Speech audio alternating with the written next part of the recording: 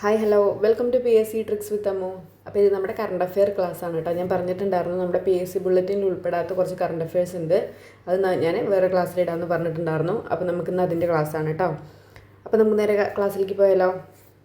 ആദ്യം തന്നെ നമുക്ക് നോക്കാൻ പോകുന്നത് ഇമ്പോർട്ടൻ്റ് ആയിട്ടുള്ള നമ്മുടെ 77ാമത് റിപ്പബ്ലിക് ദിനത്തിനെ കുറിച്ചാണ് കേട്ടോ. അപ്പോൾ നമുക്ക് നോക്കാം. 2026 നടന്നത് എത്രാമത് റിപ്പബ്ലിക് ദിനാഘോഷമാണ്?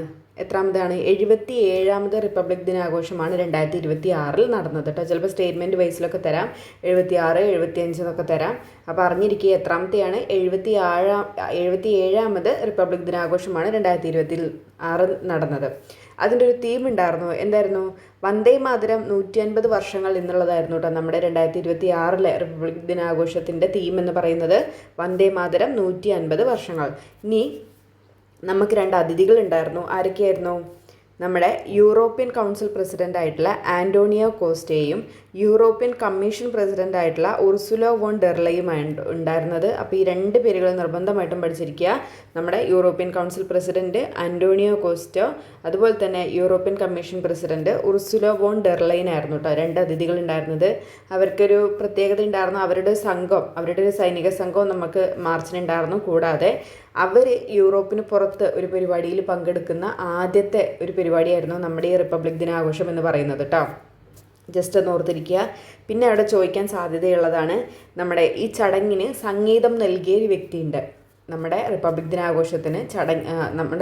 ദിനാഘോഷത്തിന് സംഗീതം നൽകിയ വ്യക്തിയാണ് കീരവാണി കേട്ടോ. ഓർത്തിരിക്കുക, നമ്മുടെ ആ ചടങ്ങിന് സംഗീതം നൽകിയ വ്യക്തി ആരാണ്? കീരവാണിയാണ്. ഇനി 2026 റിപ്പബ്ലിക് ദിനാഘോഷങ്ങളിൽ ഉണ്ടായിരുന്ന ടാബ്ലോകളുടെ എണ്ണം ചിലപ്പോൾ ചോദിക്കാം. എത്ര ടാബ്ലോകളാണ് ഉണ്ടായിരുന്നതെന്ന് ചോദിക്കാം. എത്രണ്ണാണ്? 30 ടാബ്ലോകളാണ് 2026 റിപ്പബ്ലിക് ദിനാഘോഷത്തിൽ ഉണ്ടായിരുന്നത്. ഇനി ഈ ടാബ്ലോൻ്റെ തീം നമ്മൾ പഠിച്ചിരിക്കണം. സ്വാതന്ത്ര്യ മന്ത്ര വന്ദേ മാതരം, സമൃദ്ധി കാ മന്ത്ര ആത്മനിർഭർ ഭാരത് എന്നുള്ളതായിരുന്നു കേട്ടോ ഈ 30 ടാബ്ലോൻ്റെ തീം എന്ന് പറയുന്നത്. ഇതൊക്കെയായിരുന്നു സ്വതന്ത്രിക മന്ത്ര വന്ദേ മാതരം, സമൃദ്ധി കാ മന്ത്ര ആത്മനിർഭർ ഭാരത് എന്നുള്ളതായിരുന്നു ടാബ്ലോയുടെ തീം എന്ന് പറയുന്നത്. ഇനി ടാബ്ലോ ഉണ്ടാകുമ്പോൾ എന്തായാലും മികച്ച ടാബ്ലോസിനൊക്കെ തിരഞ്ഞെടുക്കും അല്ലേ? അത്തരത്തിൽ മഹാരാഷ്ട്രനെയാണ് മികച്ച ടാബ്ലോ ആയിട്ട് തിരഞ്ഞെടുത്തിട്ടുണ്ടായിരുന്നത്. 2026 റിപ്പബ്ലിക് ദിനാഘോഷത്തിൽ മികച്ച ടാബ്ലോ ആയിട്ട് തിരഞ്ഞെടുക്കപ്പെട്ടത് മഹാരാഷ്ട്രയാണ് കേട്ടോ. അവരുടെ അവർ കൊണ്ടുവന്നിരുന്ന തീം ഗണേശോത്സവമായിരുന്നു കേട്ടോ. ഗണേശോത്സവം ആത്മനിർഭരതയുടെ പ്രതീകം എന്ന് പറഞ്ഞിട്ടുള്ളൊരു തീമായിരുന്നു അവരെടുത്തിട്ടുണ്ടായിരുന്നത്. ഗണേശോത്സവം ആത്മനിർഭരതയുടെ പ്രതീകം, അതായിരുന്നു അവരുടെ തീം. സെക്കൻഡായിട്ട് തിരഞ്ഞെടുക്കപ്പെട്ടത് ജമ്മു ആൻഡ് കാശ്മീരിനെ ആയിരുന്നു കേട്ടോ. അവരുടെ തീം എന്ന് പറയുന്നത് അവിടുത്തെ കരകൗശല വസ്തുക്കളും നാടോടി നൃത്തങ്ങളും ഒക്കെ ഉൾക്കൊള്ളിച്ചിട്ടുള്ളൊരു ടാബ്ലോ ആയിരുന്നു ജമ്മു കാശ്മീർ കൊണ്ടുവന്നിരുന്നത്. അങ്ങനെ സെക്കൻഡായിരുന്നു ജമ്മു കാശ്മീർ നേടി. ഇനി ഇമ്പോർട്ടൻ്റ് ആയിട്ടുള്ളതാണ് തേർഡ് കേരളം. നമ്മുടെ തീം നമ്മൾ എന്തായാലും അറിഞ്ഞിരിക്കണം. വാട്ടർ മെട്രോയും 100% ഡിജിറ്റൽ സാക്ഷരതയും ആത്മനിർഭർ കേരളം, ആത്മനിർഭർ ഭാരത്. ഇതായിരുന്നു നമ്മുടെ തീമെന്ന് ടാബ്ലോയിൽ നമ്മുടെ തീമെന്ന് പറയുന്നത്. അപ്പോൾ ഓർത്തിരിക്കുക കേട്ടോ, ഇത് ഇമ്പോർട്ടൻ്റ് ആണ്. ഇനി ഇതിൽ നമ്മുടെ റിപ്പബ്ലിക് ദിനാഘോഷവുമായിട്ട് ബന്ധപ്പെട്ട് ഇമ്പോർട്ടൻ്റ് ആയിട്ടുള്ള പോയിൻ്റെല്ലാം ഞാൻ അതിൽ ഉൾപ്പെടുത്തിയിട്ടുണ്ട് കേട്ടോ. ഇനി ഈ 3 സേനകളിലും, അതായത് കര, വ്യോമം, നാവികം, ഈ 3 സേനകളിലും ഏറ്റവും മികച്ച മാർച്ചിങ് കണ്ടിജൻ്റായിട്ട് തിരഞ്ഞെടുക്കപ്പെട്ടിരുന്നത് നമ്മുടെ ഇന്ത്യൻ നാവികസേനയാട്ടോ തിരഞ്ഞെടുക്കപ്പെട്ടത്. മികച്ച മാർച്ചിങ് കണ്ടിജൻ്റായിട്ട് തിരഞ്ഞെടുക്കപ്പെട്ടത് ഇന്ത്യൻ നാവികസേനയായിരുന്നേ. അതും കൂടെ ഓർത്ത് വെച്ചേക്കണേ. ഇനി ഡൽഹി പോലീസിനെ മറ്റ് സഹായ സേനകളിലെ ഏറ്റവും മികച്ച മാർച്ചിങ് സംഘമായിട്ട് ഡൽഹി പോലീസിനെയും തിരഞ്ഞെടുക്കപ്പെട്ടു. ഏറ്റവും ഇമ്പോർട്ടൻ്റ് ആയിട്ടുള്ളത് നാവികസേനയെ 3 സേനകളിലെ നമ്മുടെ കര, വ്യോമം, നാവികം 3 സേനകളിലും ഏറ്റവും മികച്ച മാർച്ചിങ് കണ്ടിജൻ്റായിട്ട് തിരഞ്ഞെടുക്കപ്പെട്ടത് ആരെയായിരുന്നു? ഇന്ത്യൻ നാവികസേനയായിരുന്നു. ഡൽഹി പോലീസിനെ മറ്റ് CAPF ആണ് തിരഞ്ഞെടുത്തിരിക്കുന്നത്. മറ്റ് സഹായ സേനകളിലെ ഏറ്റവും മികച്ച മാർച്ചിങ് സംഘമായിട്ട് ആരെ തിരഞ്ഞെടുക്കപ്പെട്ടു? ഡൽഹി പോലീസിനെയാണ് തിരഞ്ഞെടുക്കപ്പെട്ടത്. ഇനി അതിനെക്കാട്ടിലും എല്ലാം ഇമ്പോർട്ടൻ്റ് ആയിട്ടുള്ള ഒരു പേരാണ് സിമ്രാൻ ബാല എന്ന് പറയുന്നത്. എന്തായിരുന്നു? റിപ്പബ്ലിക് ദിന പരേഡിൽ സെൻട്രൽ റിസർവ് പോലീസ് സേനയുടെ പുരുഷന്മാർ മാത്രമുള്ള ഒരു സംഘത്തെ നയിച്ച വനിതയാണ് അസിസ്റ്റന്റ് കമാൻഡന്റ് സിമ്രൻ ബാല എന്ന് പറയുന്നത് കേട്ടോ. ഓർത്തിരിക്കുക, ഇമ്പോർട്ടൻ്റ് ആണ്. ചിലപ്പോൾ പ്രിലിംസിന് എന്തായാലും ചോദിക്കാൻ സാധ്യതയുള്ള ഒരു ക്വസ്റ്റ്യൻ ആണ് കേട്ടോ. റിപ്പബ്ലിക് ദിന പരേഡിൽ സെൻട്രൽ റിസർവ് പോലീസ് സേനയുടെ പുരുഷന്മാർ മാത്രമുള്ള ഒരു സംഘത്തെ നയിച്ച വനിത ആരാണ്? അസിസ്റ്റന്റ് കമാൻഡന്റ് സിമ്രൻ ബാല എന്നുള്ളതാണ് കേട്ടോ. ഓർത്തിരിക്കുക. അപ്പോൾ റിപ്പബ്ലിക് ദിനാഘോഷവുമായിട്ട് ഇത്രയും പോയിന്റ് എഴുതി വെക്കുക, പഠിക്കുക കേട്ടോ. ഇനി ചോദിക്കാൻ സാധ്യതയുള്ളതാണ് നമ്മുടെ എഴുത്തച്ഛൻ പുരസ്കാരം. 2025 എഴുത്തച്ഛൻ പുരസ്കാരം. ഇതെല്ലാം നമ്മൾ PSC ബുള്ളറ്റിനിൽ ഉള്ളതാണ്. പക്ഷെ ഞാൻ എടുത്തിരിക്കുന്നത് അവരുടെ നമ്മുടെ KG ശങ്കരപ്പിള്ളയുടെ 3 ഇമ്പോർട്ടൻ്റ് ആയിട്ടുള്ള കൃതികളും കൂടെ നമ്മൾ അറിഞ്ഞിരിക്കണം. അതുകൊണ്ടാണ് ഞാനത് വീണ്ടും എടുത്തത്. 2025 എഴുത്തച്ഛൻ പുരസ്കാരം നേടിയത് ആരാണ്? KG ശങ്കരപ്പിള്ള. എല്ലാവർക്കും അറിയാം. അദ്ദേഹത്തിൻ്റെയാണ് ബംഗാൾ, കൊച്ചിയിലെ വൃക്ഷങ്ങൾ, സംവിധായക സങ്കല്പം എന്ന് പറയുന്നത് കേട്ടോ. ഈ 3 കൃതികളും KG ശങ്കരപ്പിള്ളയുടെ ചിലപ്പോൾ എക്സാമിന് ഇങ്ങനെ ക്വസ്റ്റ്യൻ വരാം. എഴുത്തച്ഛൻ പുരസ്കാരം നേടിയിട്ടുള്ള KG ശങ്കരപ്പിള്ളയുടെ കൃതികളിൽ ഉൾപ്പെടാത്തത് ഏത്, അങ്ങനെയൊക്കെ ഉൾപ്പെടുന്നത് ഏത് എന്നൊക്കെ ചോദിച്ചിട്ട് തരാം. അപ്പോൾ ഈ 3 ഇമ്പോർട്ടൻ്റ് ആയിട്ടുള്ളത്. ബംഗാൾ, കൊച്ചിയിലെ വൃക്ഷങ്ങൾ, സംവിധായക സങ്കല്പം. ഇത് 3 എഴുതി വെക്കുക കേട്ടോ. ആരെഴുതിയതാണ്? KG ശങ്കരപ്പിള്ള. ഇനി അടുത്തത് ONV സാഹിത്യ പുരസ്കാരം നേടിയത് ആരാണ്? പ്രഭാവർമ്മയാണ് കേട്ടോ. 2026 ONV സാഹിത്യ പുരസ്കാരം ആര് നേടി? പ്രഭാവർമ്മയാണ്. പ്രഭാവർമ്മ. ഇനി അടുത്തത് വയലാർ അവാർഡ് നേടിയത് ആരാണ്? സന്തോഷ് കുമാറാണ്. അദ്ദേഹത്തിൻ്റെ കൃതിയും കൂടെ പഠിച്ചിരിക്കുക. തപോമയുടെ അച്ഛൻ എന്ന് പറഞ്ഞിട്ടുള്ള കൃതിക്കാണ് വയലാർ അവാർഡ് കിട്ടിയിരിക്കുന്നത് കേട്ടോ. സന്തോഷ് കുമാറാണ് നേടിയത്. ഏത് കൃതിക്കാണ്? തപോമയുടെ അച്ഛൻ എന്നുള്ള കൃതിക്കാണ്. 2026 ഹരിവരാസനം പുരസ്കാരം ആര് നേടി? തിരുവിഴ ജയശങ്കർ. 2026 ഹരിവരാസനം പുരസ്കാരം ആരാണ് നേടിയിരിക്കുന്നത്? തിരുവിഴ ജയശങ്കർ. പത്മ പുരസ്കാരങ്ങളൊക്കെ ഞാൻ ഓൾറെഡി നമ്മുടെ ഇതിൽ ഇട്ടിട്ടുണ്ട് കേട്ടോ. PSC ബുള്ളറ്റിൽ നമ്മൾ അങ്ങനെ തന്നെ ഒരു പേജിൽ പകുതിയോളം അത് തന്നെയായിരുന്നു. അപ്പോൾ നമ്മളത് അങ്ങനെ തന്നെ ഇട്ടിട്ടുണ്ട്. അതുകൊണ്ടാണ് ഞാനിതിൽ ഉൾപ്പെടുത്താതിരുന്നത് കേട്ടോ. ഇനി നമുക്ക് അതിൻ്റെ ഞാൻ ചെയ്തതാണ്. മോക്ക് ടെസ്റ്റ് ഞാൻ അതിൽ ചെയ്തിട്ടുണ്ട്. ഇനി റിവിഷൻ ടൈം വരുമ്പോൾ ഞാൻ ഉൾപ്പെടുത്താം കേട്ടോ. ഇനി അടുത്തതാണ് 2025 സരസ്വതി സമ്മാൻ പുരസ്കാരം നേടിയത് ആരാണ്? രാംകുമാർ മുഖോപാധ്യായാണ് കേട്ടോ. രാംകുമാർ മുഖോപാധ്യായാണ്. അദ്ദേഹത്തിൻ്റെ ഹരപർബതി എന്ന് പറഞ്ഞിട്ടുള്ള കൃതിക്കാണ് നേടിയിരിക്കുന്നത് കേട്ടോ. സരസ്വതി സമ്മാൻ 2025 സരസ്വതി സമ്മാൻ പുരസ്കാരം നേടിയത് ആരാണ്? രാംകുമാർ മുഖോപാധ്യായാണ്. അദ്ദേഹത്തിൻ്റെ കൃതി ഏതാണ്? ഹരപർബതി കേട്ടോ. ഇനി അടുത്തത് ജ്ഞാനപീഠ പുരസ്കാരം ആര് കൊണ്ടുപോയി? വൈരമുത്തു. ജ്ഞാനപീഠ പുരസ്കാരം നേടിയത് ആരാണ്? വൈരമുത്തു. 2025 ജ്ഞാനപീഠ പുരസ്കാരം ആര് നേടി? വൈരമുത്തു. ഇനി 2026 പത്മപ്രഭ പുരസ്കാരം ഇമ്പോർട്ടൻ്റ് ആണ്. ആര് നേടി? R രാജശ്രീയാണ് കൊണ്ടുപോയിരിക്കുന്നത്. 2026 പത്മപ്രഭ പുരസ്കാരം ആര് നേടിയിരിക്കുന്നു? R രാജശ്രീ. അവരുടെ ഒരു 3 കൃതികളും കൂടെ നമ്മൾ ഓർത്തിരിക്കണം. നിൻ്റെ കഥ, അതൊരു 2026 ഇറങ്ങിയ കഥയാണ്. അതുകൊണ്ടാണ് എടുത്തിരിക്കുന്നത് കേട്ടോ. നിൻ്റെ കഥ എന്ന് പറഞ്ഞാൽ 2027 അതൊരു ഓർമ്മക്കുറിപ്പാണ് കേട്ടോ. 2026 പബ്ലിഷ് ആയതാണ് നിൻ്റെ കഥ. അതുപോലെ തന്നെ കല്യാണി എന്നും ദാക്ഷായണി എന്നും പേരായ 2 സ്ത്രീകളുടെ കഥ. അതുപോലെ തന്നെ ആത്രേയകം. ഇത് 3 R രാജശ്രീയുടെ ഇമ്പോർട്ടൻ്റ് ആയിട്ടുള്ള കൃതികളാണ് കേട്ടോ. ഇത് 3 ഓർത്തിരിക്കുക. അപ്പോൾ 2026 പത്മപ്രഭ പുരസ്കാരം ആര് നേടി? R രാജശ്രീ. അവരുടെ ഏതൊക്കെയാണ്? നിൻ്റെ കഥ, കല്യാണി എന്നും ദാക്ഷായണി എന്നും പേരായ 2 സ്ത്രീകളുടെ കഥ, ആത്രേയകം. ഇത് 3 പഠിച്ചിരിക്കുക. 2025 കേന്ദ്ര സാഹിത്യ അക്കാദമി അവാർഡ് നേടിയത് ഏതാണ്? മായാമനുഷ്യൻ എന്ന് പറഞ്ഞിട്ടുള്ള N പ്രഭാകരൻ്റെ കൃതിക്കാണ്. 2025 കേന്ദ്ര സാഹിത്യ അക്കാദമി അവാർഡ് ആദ്യം നേടി? N പ്രഭാകരൻ. മായാമനുഷ്യൻ എന്ന് പറഞ്ഞിട്ടുള്ള കൃതിക്കാണ് ലഭിച്ചിരിക്കുന്നത്. 2025 കേന്ദ്ര സാഹിത്യ അക്കാദമി അവാർഡ് നേടിയത് ആരാണ്? N പ്രഭാകരൻ. 2025 കേന്ദ്ര സാഹിത്യ അക്കാദമി അവാർഡിൽ ബാലസാഹിത്യം വിഭാഗത്തിൽ ആരാണ് പുരസ്കാരം നേടിയത്? ശ്രീജിത്ത് മൂത്തേടമാണ് കേട്ടോ. ഏതായിരുന്നു കൃതി? പെൻഗിനുകളുടെ വൻകരയിൽ എന്ന് പറഞ്ഞിട്ടുള്ളതാണ് കേട്ടോ. പെൻഗിനുകളുടെ വൻകരയിൽ. 2025 കേന്ദ്ര സാഹിത്യ അക്കാദമി അവാർഡിൽ ബാലസാഹിത്യം വിഭാഗത്തിൽ ആരാണ് നേടിയിരിക്കുന്നത്? ശ്രീജിത്ത് മൂത്തേടം. ഇനി കേരള സാഹിത്യ അക്കാദമി അവാർഡിൽ മികച്ച കവിതയായി തിരഞ്ഞെടുക്കപ്പെട്ട അനിത തമ്പിയുടെ കൃതി ഏതാണ്? അത് മുരിങ്ങ വാഴ കറിവേപ്പാണ് കേട്ടോ. കേരള സാഹിത്യ അക്കാദമി അവാർഡിൽ അത് കേന്ദ്ര സാഹിത്യ അക്കാദമി അവാർഡാണ്. ഈ കേന്ദ്ര സാഹിത്യ അക്കാദമി അവാർഡിൽ പറയുമ്പോൾ ഒരു കാര്യം കൂടെ ഓർത്തിരിക്കണേ. അതിൽ യുവ പുരസ്കാരം എന്ന് പറഞ്ഞിട്ടൊരു പുരസ്കാരമുണ്ട്. അത് നേടിയിരിക്കുന്നത് അഖിൽ P ധർമ്മജനാണ് കേട്ടോ. നമുക്കറിയാം റാം കെയർ ഓഫ് ആനന്ദി എന്ന് പറഞ്ഞിട്ടുള്ള ബുക്ക്, പ്രശസ്തമായിട്ടുള്ള റാം കെയർ ഓഫ് ആനന്ദി എന്ന് പറഞ്ഞിട്ടുള്ള ബുക്കിനാണ് അഖിൽ P ധർമ്മജന് യുവ പുരസ്കാരം കേന്ദ്ര സാഹിത്യ അക്കാദമി 2025 നേടിക്കൊടുത്തിരിക്കുന്നത്. ഓർത്തിരിക്കുക കേട്ടോ അത്. അപ്പോൾ നമുക്ക് കേരള സാഹിത്യ അക്കാദമിയിലേക്ക് പോവാം. കേരള സാഹിത്യ അക്കാദമി അവാർഡിൽ മികച്ച കവിതയായി തിരഞ്ഞെടുക്കപ്പെട്ട അനിത തമ്പിയുടെ കൃതി ഏതാണ്?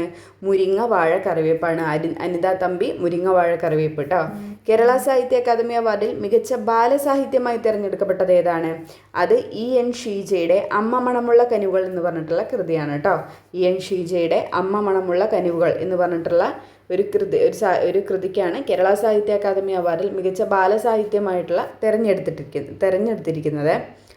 ഇനി കേരള സാഹിത്യ അക്കാദമി അവാർഡിൽ മികച്ച നോവലായിട്ട് തിരഞ്ഞെടുക്കപ്പെട്ടത് ഏതാണ്? ആനോ ആണ് കേട്ടോ. GR ഇന്ദുഗോപൻ്റെ ആനോയാണ് മികച്ച സാഹിത്യ അക്കാദമി അവാർഡിൽ കേരള സാഹിത്യ അക്കാദമി അവാർഡിൽ മികച്ച നോവലായി തിരഞ്ഞെടുക്കപ്പെട്ടിട്ടുള്ളത്. ആനോ, GR ഇന്ദുഗോപൻ. കേരള സാഹിത്യ അക്കാദമി അവാർഡിൽ മികച്ച ചെറുകഥയായി തിരഞ്ഞെടുക്കപ്പെട്ടത് ഏതാണ്? ഗരിസപ്പ അരുവി അഥവാ ഒരു ജലയാത്ര, വി ഷിനിലാൽ കേട്ടോ. ഇതൊക്കെ ചിലപ്പോൾ ചേരുംപടി ചേർക്കാനോ അല്ലെങ്കിൽ ശരിയായ ജോഡി ചെയ്ത് അങ്ങനെയൊക്കെ ആയിരിക്കും ചിലപ്പോൾ തരാൻ പോകുന്നത് കേട്ടോ.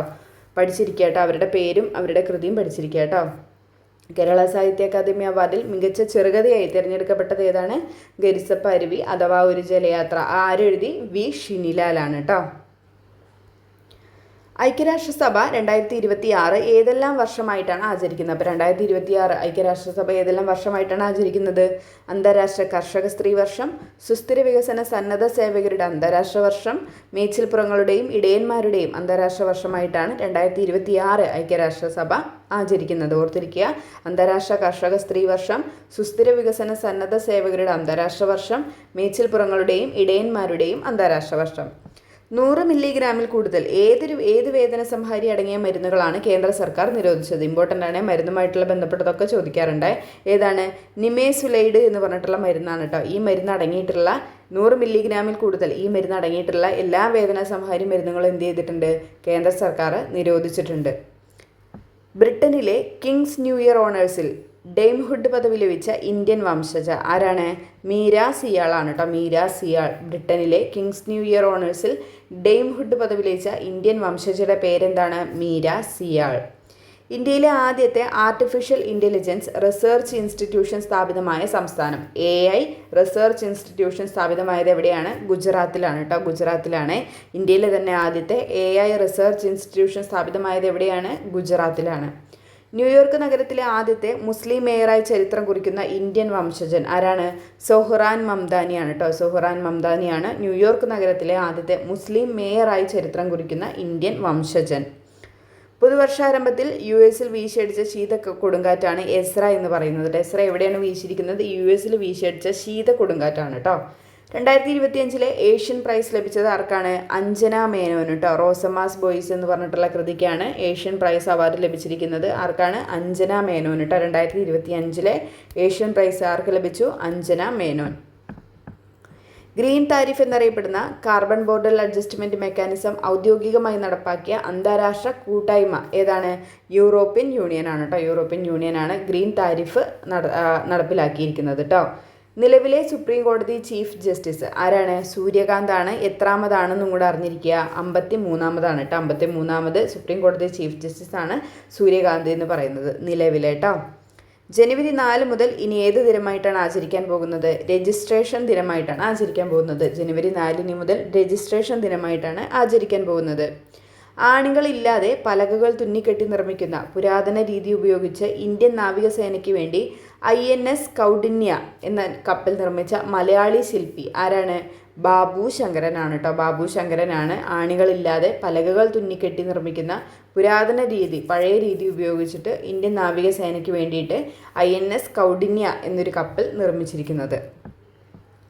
ഇലോൺ മസ്കിൻ്റെ ഉടമസ്ഥതയിലുള്ള സോഷ്യൽ മീഡിയ പ്ലാറ്റ്ഫോമായ എക്സിലൂടെ തത്സമയ വിവരങ്ങൾ ലഭ്യമാക്കാൻ കഴിയുന്ന ഒരു AI ചാറ്റ് ബോട്ട് ഏതാണ്?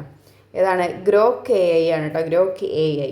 ഇലോൺ മസ്കിൻ്റെ ഉടമസ്ഥതയിലുള്ള സോഷ്യൽ മീഡിയ പ്ലാറ്റ്ഫോമായ എക്സിലൂടെ, ട്വിറ്ററിനെയാണ് കേട്ടോ പറയുന്നത്, തത്സമയ വിവരങ്ങൾ ലഭ്യമാക്കാൻ കഴിയുന്ന ഒരു AI ചാറ്റ് ബോട്ട് ഏതാണ്? ഗ്രോക്ക് AI കേട്ടോ. മഹാകവി P. കുഞ്ഞിരാമൻ നായരുടെ സർഗാത്മക ജീവിതത്തെ ആസ്പദമാക്കി നാലപ്പാടം പത്മനാഭൻ സംവിധാനം ചെയ്ത പുതിയ ഡോക്യുമെൻ്ററി സിനിമ ഏതാണ്? കസ്തൂരിമാൻ എന്നുള്ളതാണ് കേട്ടോ. മഹാകവി P. കുഞ്ഞിരാമൻ നായരുടെ ജീവിതത്തെ ആസ്പദമാക്കിയിട്ട് നാലപ്പാടൻ പത്മനാഭൻ സംവിധാനം ചെയ്തൊരു പുതിയ ഡോക്യുമെൻ്ററി സിനിമയാണ് കസ്തൂരിമാൻ എന്ന് പറയുന്നത്. കേരള ചരിത്രത്തിൽ ക്രിമിനൽ കേസിൽ ശിക്ഷിക്കപ്പെട്ട് MLA സ്ഥാനം നഷ്ടമാവുന്ന ആദ്യ വ്യക്തി ആരാണ്? ആന്റണി രാജു ആണ് കേട്ടോ. നിയമസഭാ മണ്ഡലം ഓർത്തിരിക്കുക, തിരുവനന്തപുരം നിയമസഭാ മണ്ഡലമാണ്. കേരള ചരിത്രത്തിൽ ക്രിമിനൽ കേസിൽ ശിക്ഷിക്കപ്പെട്ട് MLA സ്ഥാനം നഷ്ടമാകുന്ന ആദ്യ വ്യക്തിയാണ് ആന്റണി രാജു. 2026 ജനുവരിയിൽ ഡച്ച് കോളനി വാഴ്ചക്കാലത്തെ നിയമങ്ങൾ പൂർണ്ണമായും ഒഴിവാക്കി സ്വന്തമായി രൂപകൽപ്പന ചെയ്ത പീനൽ കോഡ് നടപ്പിലാക്കിയ തെക്ക് കിഴക്കൻ ഏഷ്യൻ രാജ്യം ഏതാണ്? ഇന്തോനേഷ്യയാണ് കേട്ടോ. ഇന്തോനേഷ്യയാണ് അവിടുത്തെ പഴയ കോളനി വാഴ്ച നിയമങ്ങളൊക്കെ, കൊളോണിയൽ ലോസൊക്കെ എടുത്തു കളഞ്ഞിട്ട് പുതിയതായിട്ടൊരു പീനൽ കോഡ് നടപ്പിലാക്കിയ തെക്ക് കിഴക്കൻ രാജ്യം ഏതാണ്? ഇന്തോനേഷ്യയാണ്. ഇന്ത്യയും ബംഗ്ലാദേശും തമ്മിലുള്ള രാഷ്ട്രീയപരമായ അസ്വാരസ്യങ്ങളെ തുടർന്ന് BCCIയുടെ നിർദ്ദേശപ്രകാരം കൊൽക്കത്ത നൈറ്റ് റൈഡേഴ്സ് ടീമിൽ നിന്നും പുറത്താക്കപ്പെട്ട ബംഗ്ലാദേശ് താരം ആരാണ്? മുസ്തഫിസുർ റഹ്മാനാണ് കേട്ടോ. മുസ്തഫിസുർ റഹ്മാനാണ് നമ്മുടെ BCCIയുടെ നിർദ്ദേശപ്രകാരം KKRന്റെ ടീമിൽ നിന്ന്, കൊൽക്കത്ത നൈറ്റ് റൈഡേഴ്സിൽ നിന്നും ഒഴിവാക്കിയിട്ടുള്ള ബംഗ്ലാദേശ് താരം. 2026 ഓസ്ട്രേലിയൻ ഓപ്പണിൽ മത്സരിക്കുന്നതിലൂടെ ടൂർണമെൻറ്റിൻ്റെ ചരിത്രത്തിൽ മത്സരിക്കുന്ന ഏറ്റവും പ്രായം കൂടിയ വനിത ആരാണ്? വീനസ് വില്യംസ് ആണ് കേട്ടോ. 2026 ഓസ്ട്രേലിയൻ ഓപ്പണിൽ മത്സരിക്കുന്നതിലൂടെ ടൂർണമെൻറ്റിൻ്റെ ചരിത്രത്തിൽ മത്സരിക്കുന്ന ഏറ്റവും പ്രായം കൂടിയ വനിത ആരാണ്? Venus Williams. ഗോവയിൽ പുതുതായി രൂപീകരിക്കപ്പെട്ട മൂന്നാമത്തെ ജില്ലയാണ് കുശാവതി എന്ന് പറയുന്നത് കേട്ടോ. ഗോവയിൽ പുതുതായി രൂപീകരിക്കപ്പെട്ട മൂന്നാമത്തെ ജില്ലയാണ് കുശാവതി. നമ്മുടെ ദേശീയ തൊഴിലുറപ്പ് പദ്ധതിക്ക് പുതിയ പേരെന്ന് പറഞ്ഞിട്ടൊരു ബോക്സ് ഉണ്ട്, ഞാനത് അങ്ങനെ തന്നെ എടുത്തിട്ടുണ്ട്. പുതിയ തൊഴിലുറപ്പ് നിയമത്തിന് രാഷ്ട്രപതി അംഗീകാരം നൽകി. മഹാത്മാഗാന്ധി ദേശീയ ഗ്രാമീണ തൊഴിലുറപ്പ് പദ്ധതി എന്ന പേരിന് പകരം Viksit Bharat guarantee for Rozgar and Ajeevika mission Gramin നിയമമാണ് ഇനി ഉണ്ടാവുക കേട്ടോ. അതായത് VBG റാം ബി എന്ന ചുരുക്കപ്പേരിലാണ് അറിയപ്പെടുന്നത്. VBG റാം ബി എന്ന ചുരുക്കപ്പേരിൽ എന്തറിയപ്പെടുന്നു? ദേശീയ തൊഴിലുറപ്പ് പദ്ധതി ഇനി അറിയപ്പെടാൻ പോകുന്നു. പുതിയ നിയമമനുസരിച്ച് ഏത് സമയത്തും തൊഴിലാളികൾക്ക് 125 തൊഴിൽ നിയമങ്ങൾ ലഭിക്കും. പദ്ധതി എത്രയാണ്? 125 തൊഴിൽ ദിനങ്ങളാണ് കേട്ടോ ലഭിക്കുന്നത്. 125 അറിഞ്ഞിരിക്കുക കേട്ടോ. എന്താണ് VBG റാം ബി പ്രകാരം എത്ര തൊഴിൽ ദിവസങ്ങളാണ് ലഭിക്കാൻ പോകുന്നത്? 125 തൊഴിൽ ദിവസങ്ങളാണ് കേട്ടോ. പദ്ധതി ചെലവ് 60% കേന്ദ്രവും 40% സംസ്ഥാനങ്ങളുമാണ് വഹിക്കാൻ പോകുന്നത്. 2005 പാർലമെൻറ്റ് പാസാക്കിയ നിയമത്തിൻ്റെ അടിസ്ഥാനത്തിലാണ് പുതിയ പദ്ധതിയുടെ പേര് ദേശീയ ഗ്രാമീണ തൊഴിലുറപ്പ് പദ്ധതി എന്നാക്കിയത്. 2008 ഇത് രാജ്യത്തെ എല്ലാ ജില്ലകളിലേക്കും വ്യാപിപ്പിച്ചു. 2009 അന്നത്തെ പ്രധാനമന്ത്രി മൻമോഹൻ സിംഗാണ് പദ്ധതിക്ക് എന്ത് പേരിടുന്നത്? മഹാത്മാഗാന്ധിയുടെ പേര് നൽകിയത്. അത് വീണ്ടും മാറ്റിയിട്ടുണ്ട് അല്ലേ. അപ്പോൾ തൊഴിൽ ദിനങ്ങൾ അറിഞ്ഞിരിക്കുക, 125 ആണെന്ന് അറിഞ്ഞിരിക്കുക. കേന്ദ്ര സർക്കാരിൻ്റെ ഹരിത നൗക പദ്ധതി എന്നാൽ എന്താണ്? കേന്ദ്ര സർക്കാരിൻ്റെ ഹരിത നൗക പദ്ധതി എന്നാൽ എന്താണ്? ഉൾനാടൻ യാത്രാ സൗകര്യങ്ങൾ ഹരിതോർജ്ജത്തിലേക്ക് മാറ്റാനുള്ള നീക്കമാണ് ഹരിത നൗക എന്ന പദ്ധതി കേട്ടോ.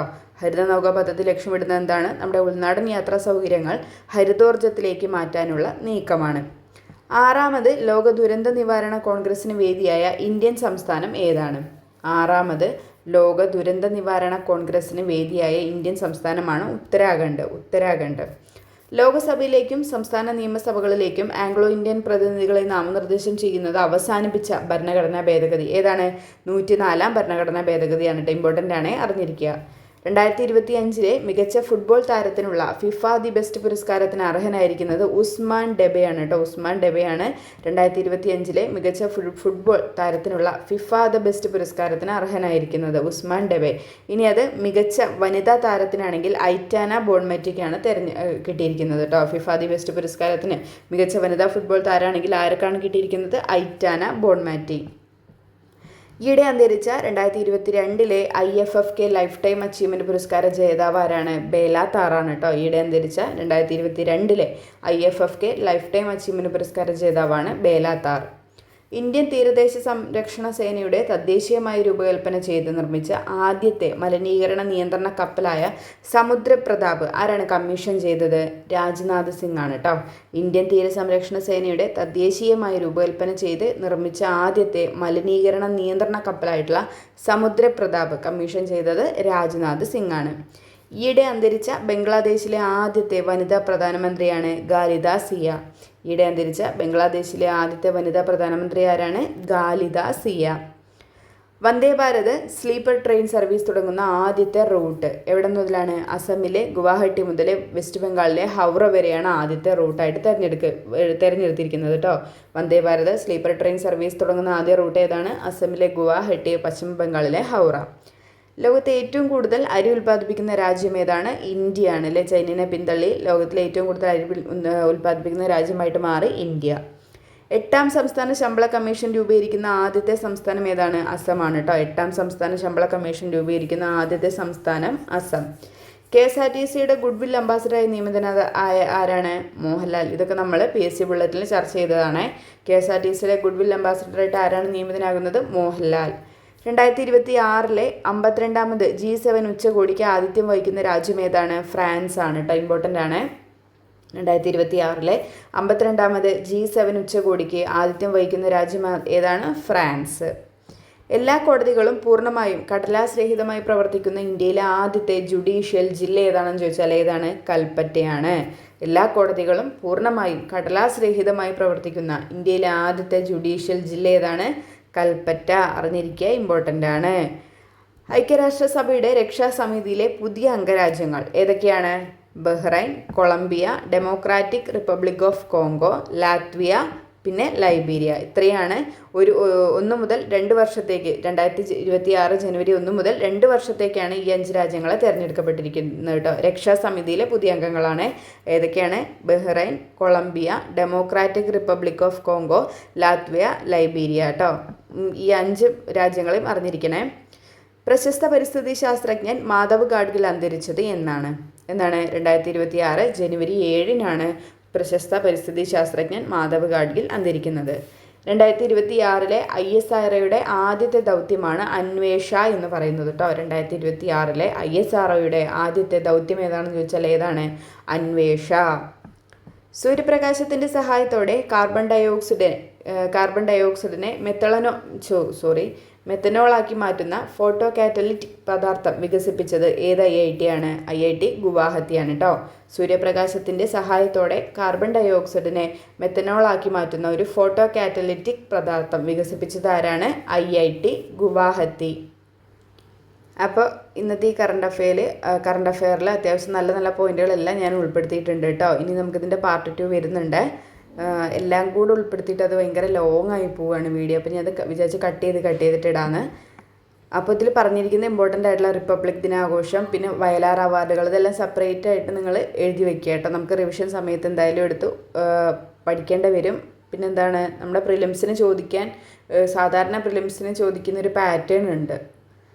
പിന്നെ അന്തരിച്ചത്, പിന്നെ റിപ്പബ്ലിക് ദിനാഘോഷം, പിന്നെ എന്തെങ്കിലും മരുന്നുകളുമായിട്ട് ബന്ധപ്പെട്ട് അതെല്ലാം ചോദിക്കാൻ സാധ്യതയുള്ള ക്വസ്റ്റ്യൻസ് ആണ് കേട്ടോ. അവാർഡുകൾ എന്തായാലും ചോദിക്കും. പിന്നെ എഴുത്തുകാർ പൊതുവെ ചോദിക്കും. നമ്മുടെ കേരള സാഹിത്യ അക്കാദമി അവാർഡ്, കേന്ദ്ര സാഹിത്യ അക്കാദമി അവാർഡ്, അതെല്ലാം ഉൾപ്പെടുത്തിയിട്ടുണ്ട്. അപ്പോൾ നിങ്ങൾക്ക് അറിയാത്ത പോയിന്റുകൾ ഉണ്ടെങ്കിൽ മാത്രം, പഠിച്ചുകൊണ്ടിരിക്കുന്ന കൂട്ടുകാരുണ്ടാകും, അപ്പോൾ അറിയാത്ത പോയിന്റ് ഉണ്ടെങ്കിൽ മാത്രം നിങ്ങൾ എഴുതിയെടുത്തിട്ട് പഠിക്കുക കേട്ടോ. ബാക്കി എല്ലാം കൂടെ എഴുതിയെടുത്തിട്ട് വെറുതെ സമയം കളയരുതേ. അപ്പോൾ വീണ്ടും നമുക്ക് നല്ലൊരു ക്ലാസ്സിൽ ഇനിയും കാണാം. Thank you.